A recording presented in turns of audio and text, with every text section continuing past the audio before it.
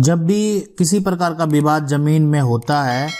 तो सबसे पहले मन में यही सवाल आता है कि आप इसकी शिकायत कहाँ करें, कहाँ जाना चाहिए।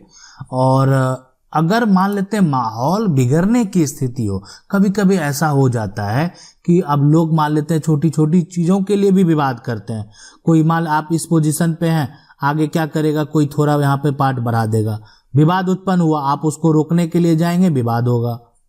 तो बहुत तरह की समस्या उत्पन्न होती है। तो आप इसकी शिकायत कहाँ कर सकते हैं और क्या क्या इसके लिए विकल्प हैं, क्या क्या जो है आप कर सकते हैं और करना उचित रहेगा। देखें, अगर विभाग का एक स्तर देखें तो हर जो अंचल लेवल का जो कार्यालय है वहाँ पर भी राजस्व के जो है जमीन संबंधित, लैंड से संबंधित जो है देखभाल और समस्या का हल करने के लिए अधिकारी को तैनात किया जाता है। इसके साथ साथ जो है यहाँ पर पुलिस प्रशासन को भी है कि अगर कोई भी अप्रिय कोई ऐसा घटना ना घटे जिससे माहौल जो है वो बिगड़ सकता है, माहौल बिगड़ने की स्थिति है, तो उस केस में जो पुलिस के द्वारा जो है यानी भी आपको एक तरह से सहायता प्रदान हो, तो क्या पुलिस के पास जाना सही रहेगा। तो बिल्कुल आप उसके खिलाफ अगर कोई भी समस्या ऐसा लग रहा है तो आपको एफआईआर तो उसके खिलाफ दर्ज कराना ही चाहिए, ये तो एक विकल्प होना ही चाहिए। उसके बाद जो है आप चाहें, अगर आपको लग रहा है कि विवाद बड़ा है, यहाँ जो पुलिस जो अधीक्षक हैं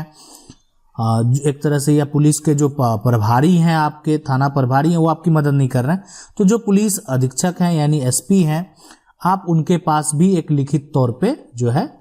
आप शिकायत भेज सकते हैं। अब क्या होता है कि कुछ ऐसे शिकायत, मान लेते हैं आपने आवेदन किया और उस पर किसी कार्रवाई नहीं किया जा रहा है,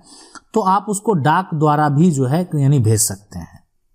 ठीक है, डाक द्वारा आप भेजेंगे और वो एक प्रोसेस होता है, वो वहाँ पे रिसीव करेंगे और उस पर किसी न किसी प्रकार से जरूर जो है वो एक्शन लेने का काम करेंगे।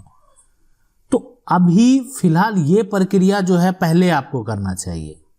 यानी अगर विवाद है तो डायरेक्ट ये नहीं होता कि चलो कोर्ट में केस फाइल कर देते हैं, अब दोनों पक्ष जो है अपना पक्ष रखेंगे, वो एक अलग विकल्प है।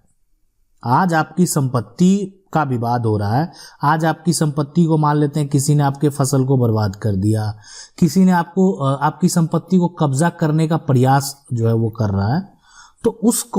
उस केस में आपको ये पहला स्टेप जो है वो जरूर लेना चाहिए। आप देखें क्या होता है कि बहुत लोग अक्सर जो है पुलिस अधिकारी के पास जाते हैं, वो अनुमंडल स्तर पे जो अधिकारी हैं वो उनको अपना रिपोर्ट भेजते हैं, मजिस्ट्रेट के पास रिपोर्ट भेजते हैं, और क्या होता है कि अगर लगता है कि नहीं माहौल बिगड़ने का स्थिति है, मारपीट का नौबत है, हो सकता है कि दोनों पक्ष में विवाद हो और उससे किसी प्रकार का कोई घटना घटे, तो उस पर क्या कर दिया जाता है, धारा 144 लगा दिया जाता है। धारा 144 का नोटिस आपको भी भेज दिया जाएगा और धारा 144 का नोटिस जो आपके विपक्षी हैं उसको भी भेज दिया जाएगा। अब ये आपको मतलब कहने का मतलब यही हुआ कि अधिकारी के द्वारा आप दोनों को बुलावा आया है कि आप आइए इस डेट पे, आपने क्यों लड़ाई किया, आपने क्यों मारपीट किया,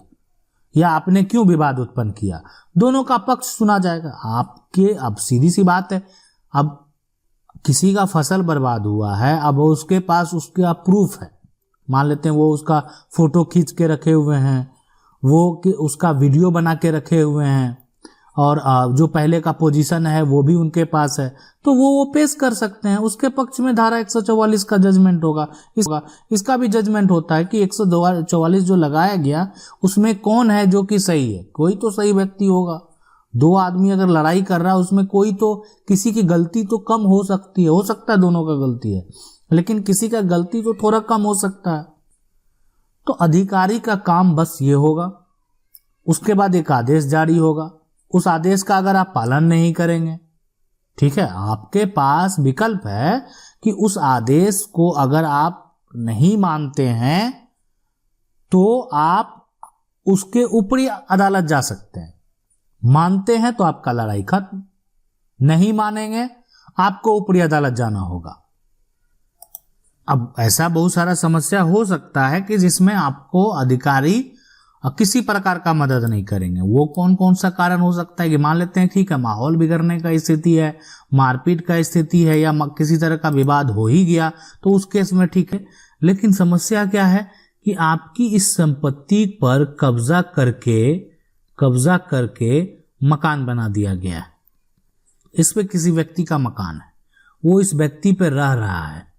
ठीक है, वो उस जो मकान है यानी उस पे वो रह रहा है। अब कोई अधिकारी को डिपेंड करता है, देखें बहुत ऐसे राज्य हैं, कुछ अधिकारी को जांच के बाद ऐसे पावर दिए भी जाते हैं, बहुत ऐसे राज्य में, अक्सर राज्य में अगर पावर की बात करें वो सिविल कोर्ट को है। सिविल कोर्ट इसका जो है पक्ष सुनेंगे, कोर्ट निर्णय करेंगे, तब ये मकान जो है वो टूटेगा। अब राज्य सरकार के द्वारा किसी राज्य में अगर कानून बना दिया जाएगा तो वो अलग बात है, लेकिन अगर कोई पक्का का मकान बना हुआ है तो सिविल कोर्ट में ये केस जाएगा। सिविल न्यायालय के जज जो है यानी दोनों का पक्ष अगर सुनेंगे, अगर कोर्ट को लगेगा कि नहीं ये अवैध तरीके से निर्माण किया गया है, जो व्यक्ति मकान बनाया है उसकी ये जमीन नहीं है, वो व्यक्ति अवैध तरीके से वो संपत्ति को कब्जा करके मकान बनाया हुआ है, और उनको लगेगा कि नहीं ये व्यक्ति पहले से सब इनके पास सब जमीन भी है, फिर भी ये अवैध तरीके से जो है कोई व्यक्ति है पहले से उसके पास जमीन है, संपत्ति है, फिर भी वो अवैध तरीके से किसी संपत्ति को कब्जा करके मकान बनाया, मतलब उसका जरूरत भी वो नहीं है, तो उस केस में कोर्ट के द्वारा ऐसा जजमेंट दिया जा सकता है कि वो संपत्ति, मकान भी बना हुआ है तो खाली कर दे, खाली करने का आदेश जारी होगा। अगर वो उस डेट को उसके बाद अगर वो खाली नहीं करते हैं तो फिर प्रशासन जो है उसको अवैध निर्माण को हटाने का कार्य करेगी कोर्ट के आदेशानुसार। तो ये एक तरीका होता है। या मान लेते हैं कुछ ऐसे संपत्ति के मामले हैं जो कि आज मान लेते हैं कि ये संपत्ति है, अब ये संपत्ति पहले आपके पूर्वज की है ना, लेकिन आज जो है दूसरे के नाम से हो गया, अब इस पे जो है दूसरे के नाम से हो गया, अब इस पे जो है दूसरा का नाम है ना, दूसरा का नाम है, तो अब इसका सुधार का प्रक्रिया होगा। अब ये सुधार का प्रक्रिया है, मामला पुराना से जो है डॉक्यूमेंट से है, तो उस केस में भी आपको सिविल कोर्ट का सहारा लेना पड़ेगा। सिविल कोर्ट के द्वारा दोनों पक्ष को नोटिस किया जाएगा कि ये जो है आपके नाम पे किस आधार पे आया, हो सकता है कि कोई आधार रहा होगा। अब वो व्यक्ति ये बात के लिए सक्षम ही नहीं है ना, कि ये संपत्ति इस व्यक्ति के नाम कैसे आया। वो व्यक्ति अगर मान लेते हैं सक्षम नहीं है कि ये उसके नाम पे कैसे आया, तो फिर एक जो है एक तरह से आपके पक्ष में डिग्री हो जाएगा। उसके पास तो किसी प्रकार का कोई सबूत नहीं है कि वो जमीन उस व्यक्ति के नाम कैसे हो गया। तो ये तमाम जो चीजें हैं, इसके लिए भी आप जो है सिविल कोर्ट का सहारा लेंगे और अपना जो है समस्या का हल कर सकते हैं। बहुत लोगों का ऐसा जब विवाद हो, उनको जो है एक तरह से जो मजिस्ट्रेट हैं, एसडीएम है, एडीएम है, जो भी एक तरह से प्रभारी हैं, डीएम हैं, उनके द्वारा कभी कभी जब 144 का पूरा ये हो जाता है तो उसके बाद धारा जो है 145, बहुत लोगों के मन में ऐसा चलता होगा, तो हम जो है 145 क्यों लगता है, कब लगता है, ये जो अगर मान लेते हैं ठीक है, अगर ऐसा कर दिया जाएगा तो क्या इसमें सजा होगा, या इसको करने से किसी को क्या समस्या हो सकता है। अगर 145 किसी पे लगा दिया गया है, आप उसका सामना नहीं करेंगे, उस केस को छोड़ देंगे, तो आपको आपके खिलाफ किसी प्रकार का क्या कोई कार्रवाई किया जा सकता है। तो ऐसे तमाम बातें हो सकते हैं कि आपके माइंड में चलते होंगे अगर आप ऐसा समस्या फेस किए होंगे तो। इसलिए कि 144 के बाद जो है 145 धारा भी बहुत अब जो है यानी लगा दिया जाता है। तो इसके लिए हम एक स्पेशल टॉपिक लाएंगे ताकि जो है आप इसको समझ सकें, ठीक है। और यहाँ पर बहुत बार आप देखते होंगे कि 107 भी लगा दिया जाता है, तो 7 भी लगा दिया जाता है। तो ये सीधा सा बात है कि ये होता है कि अब कोई व्यक्ति है, ठीक है, अब कोई कार्य कर रहा है ना, या उसको उकसाने का काम कर रहा है, मारपीट का जो है एक तरह से घर में घुसकर अगर मान लेते हैं मारपीट किया, बहुत तरह की चीजें हैं। अब वो डिपेंड करता है कि किस तरह से जो है वो वहाँ पर जो धांधली किया गया, या मान लेते हैं माहौल बिगाड़ने का जो प्रयास किया गया वो किस तरीके से किया गया, तो वो डिपेंड करता है कि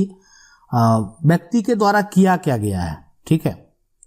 अब मान लेते हैं लोग गाली देने का भी आरोप लगाते हैं, तो उसमें भी आप यानी जो है उस पर लोग धारा 294 लगा देते हैं, ठीक है। तो ये अब डिपेंड, सारा दंडनीय अपराध, आप किसी को गाली भी नहीं दे सकते हैं, मतलब ऐसा नहीं कि आप किसी पर अश्लील गालियां दे सकते हैं या अभद्र टिप्पणी कर सकते हैं, ठीक है। तो ये सब एक अलग यहाँ पर मसला है, अब शिकायत कैसे करना है और आगे ये सब टॉपिक भी आपको देखने को मिलेगा कि आप उसको समझ सकते हैं, सीख सकते हैं। देखिए अभी के समय में क्या होता है कि जानकारी बेहद जरूरी है। अगर आदमी पैसा कमाता है तो आदमी अपने पास प्रॉपर्टी बनाता है, और प्रॉपर्टी बनाता है तो उसका रख रखाव, उसमें आने वाली समस्या की जानकारी होनी चाहिए। और उसके लिए मेरा प्रयास होता है कि लोग उसको जानें, समझें,